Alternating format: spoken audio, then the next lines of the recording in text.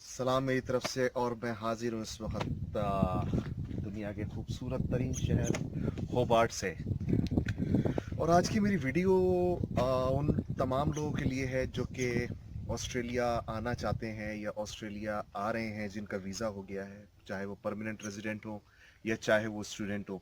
Students ख़ास तौर पे वीडियो देखें क्योंकि मैं उनको यहाँ की इकॉनमी के स्ट्रक्चर के बारे में बताऊँगा कि यहाँ की इकॉनमी किस तरह डिज़ाइन की गई है। क्योंकि बहुत सारे लोग जो कि पाकिस्तान इंडिया से यहाँ आते हैं, उनके जहन में यही चल रहा होता है कि शायद जो पाकिस्तान में जिस तरह से पेमेंट्स का निज़ाम है शायद यहाँ पे भी ऐसा ही है, लेकिन ऐसा हरगिज़ भी नहीं है। क्योंकि यहाँ पे हर चीज़ वीकली बेसिस के ऊपर चलती है। वीकली बेसिस से मेरी मुराद ये है कि आपके रेंट्स वीकली हो गए, आपके एक्सपेंसेस वीकली हो गए और आपके तकरीबन हर चीज़ वीकली हो गई, इन अ सेंस कि आपकी अर्निंग भी वीकली है। आर्ली रेट के ऊपर यहाँ पे पेमेंट्स होती हैं और लाजमी ये है कि आपकी वही पेमेंट्स फिर आपके एक्सपेंसेस में काम आती हैं।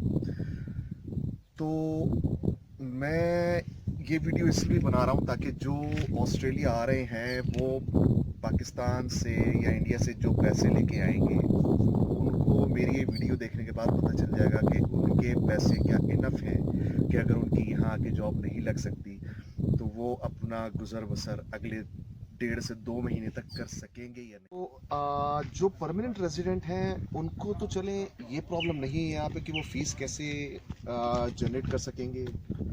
कम से कम ये है कि वो अपने एक्सपेंसेस को इजीली सिक्योर कर लेंगे। लेकिन जो प्रॉब्लम होता है वो स्टूडेंट्स के लिए होता है, क्योंकि जब वो यहाँ आते हैं तो सबसे बड़ा जो शौक उनके लिए होता है वो कल्चरल शौक होता है। और अंग्रेज़ी यहाँ की समझ में नहीं आ रही होती, क्योंकि ऑस्ट्रेलियंस की जो लैंग्वेज जो आ, उनकी जो फ्लुएंसी है, उनकी जो स्पीकिंग पावर है, वो अमेरिकन और ब्रिटिश से बहुत मुख्तलिफ है। तो खैर, टॉपिक पे वापस आते हैं। स्टूडेंट्स क्योंकि यहाँ पे सिर्फ 20 घंटे काम कर सकते हैं वीकली, और यहाँ पे अगर आप लीगल तरीके से काम करते हैं तो उसकी जो वेजेस हैं वो 20 से $25 पर घंटा के हिसाब से होती है। मतलब 20 आवर्स वीकली आप काम कर सकते हैं। मिसाल के तौर पे अगर $20 पर घंटे के हिसाब से आपकी वेज है कहीं पे, तो आप अर्न कर सकते हैं $400। लेकिन बात यह है कि क्या इस $400 में आप अपनी फीस पे कर सकेंगे या नहीं। जो परमानेंट रेजिडेंट हैं उनके लिए $400 इनिशियली इनफ होंगे ताकि कम से कम वो अपने जो जो भी उनकी रेंट्स हैं वो पे कर सकें या अपने एक्सपेंसेस को थोड़ा बहुत करके मीट कर सकें। लेकिन स्टूडेंट्स के लिए सबसे ज़्यादा जो स्ट्रेस होता है वो अपनी फ़ीस जमा करने के लिए होता है। मैं आपको मिसाल कैसे दूं? चल मैं मिसाल ले लेता हूं कि आपकी फ़ीस किसी भी यूनिवर्सिटी की मसलन $10,000 है। $10,000 के हिसाब से अगर आप हर 5वें महीने में यहाँ पे अपनी फ़ीस देते हैं तो उस हिसाब से आपको $2,000 सेविंग करनी पड़ेगी। सेविंग हो वीकली बेसिस, मंथली बेसिस के ऊपर, मतलब जो वीकली अर्निंग आप करें वो $500 होनी चाहिए। वो $500 सिर्फ वो हैं जो कि आपकी फ़ीस की सेविंग के लिए होंगे। लेकिन इसका हरगिज़ ये मतलब नहीं है कि आप अपने एक्सपेंसेस उसमें से कर सकते। अब मसला ये है कि एक्सपेंसेस और फ़ीस को जमा कैसे किया जाए। क्योंकि अगर आप एक घर में रह रहे हैं, वहाँ पे आपने अपना वीकली रेंट भी देना है, अपनी ग्रॉसरी भी करनी है, अपने यूटिलिटी एक्सपेंसेस भी करने हैं, और अगर कोई एक्स्ट्रा इनकम है, मिसाल के तौर पे जैसे कि बहुत सारे स्टूडेंट्स यहाँ आते हैं वो स्मोक कर रहे होते हैं, सिगरेट पी रहे होते हैं, तो इस तरह के एक्सपेंसेस को आपको छोड़ना होगा, क्योंकि यहाँ पे एक्स्ट्रा एक्सपेंसेस का मतलब एक्स्ट्रा वर्किंग है। मिसाल के तौर पे अगर आप सिगरेट पीते हैं जो कि इंजीरियस टू हेल्थ है, आ, एक सिगरेट का पैकेट यहाँ पे $22 से $25 के दरमियान है।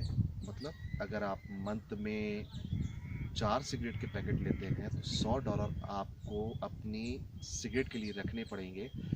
ये वो एक्सपेंसेस है जो कि आपके लिए बहुत ही मुश्किल हो जाएंगे। तो वापस चलते हैं, एक्सपेंसेस की कैसे जाए। $500 आपको सेव करने हैं वीकली बेसिस पे, ताकि अपनी फीस जमा कर सकें। और बाकी रह गया आपके एक्सपेंसेस, जो कि आपके 200 से 300 डॉलर के दरमियान होंगे, जिसमें आपके कोई भी डिफरेंट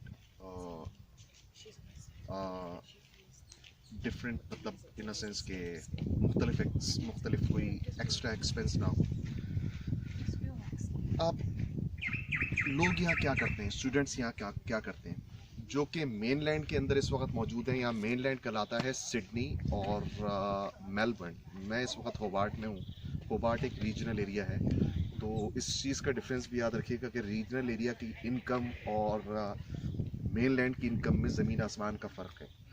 मेनलैंड में स्टूडेंट्स जो है वो चलें फिर भी कुछ ना कुछ अर्न कर लेते हैं, लेकिन रीजन के अंदर आके जो है ना वो थोड़ा सा डिफ़िकल्ट हो जाता है।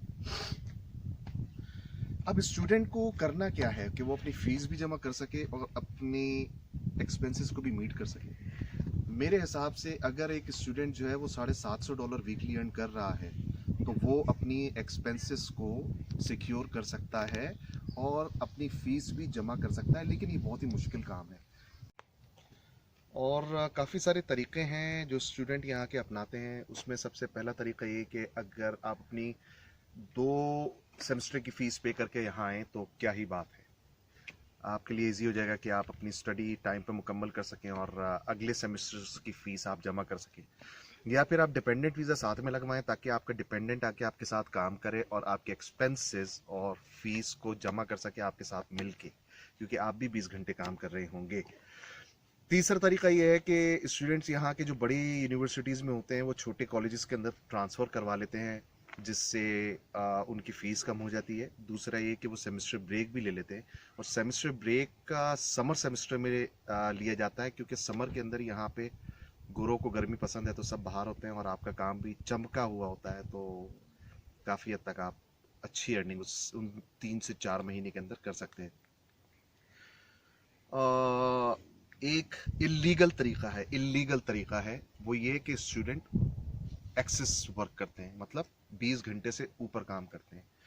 बहुत ही डेंजरस तरीका है। अगर स्टूडेंट पकड़े जाते हैं, मैं आपको हरगिज़ रिकमेंड नहीं करूंगा कि आप ये करें, क्योंकि अगर इसमें स्टूडेंट अगर पकड़ा जाता है तो उसके लिए उसका वीज़ा जो है वो ख़त्म कर देते हैं, उसको डिपोर्ट कर देते हैं, क्योंकि यहाँ पे आपके दोस्तों से ज़्यादा आपके दुश्मन होंगे।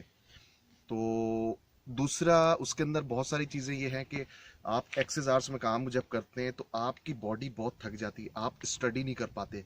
आप चलें फ़ीस तो निकाल लेंगे, लेकिन आप कोई ना कोई अपना कोर्स फेल कर देंगे या कोई सेमेस्टर आप फेल कर देंगे। तो आप काम करके फ़ीस निकाल दी, लेकिन आपने एक कोर्स अगर फेल कर दिया तो फिर उसका कोई फ़ायदा नहीं है, क्योंकि यहाँ फेल होने का मतलब कि आपने जो है वो अपना टाइम वेस्ट किया है। तो मेरे दोस्तों, आज के लिए इतना ही। और मेरे इस चैनल को सब्सक्राइब करें, लाइक करें और घंटी के निशान को ज़रूर बजाएं, ताकि जब जब मेरे जहन की घंटी बजे तब तब आपके दिल की घंटी बजे। और मैसेज करें अगर आपको कुछ पूछना है, कुछ जानना है। मैं अपनी नॉलेज के हिसाब से आप लोगों को बताऊंगा वो तमाम हक़ाइक़ जो ऑस्ट्रेलिया के अंदर मौजूद स्टूडेंट्स और नॉन रेजिडेंट्स झेल रहे होते हैं। बहुत शुक्रिया।